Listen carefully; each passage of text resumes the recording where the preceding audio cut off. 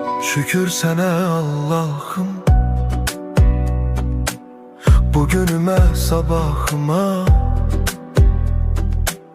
Ürəyimdə bir ümid var, sen baxırsan halımıza. Şükür sana Allah'ım, yolumu düz saxla hər an. Qəlbim yorulsa da bəzən sen verirsən mənə güman. Bir addım atıram, yenə sınaq çıxır. Dünya bəzən gülür, bəzən də yandırır. Amma mən bilirəm, tək deyiləm heç vaxt.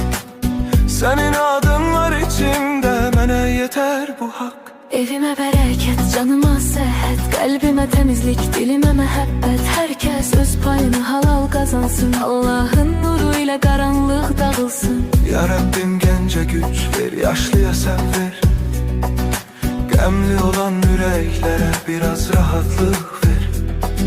Kim yorulub, kim ağlayıb, kim tək qalıbsa, sən çatdı köməyini, gecikmə Allah'ım. Şükür sənə Allah'ım.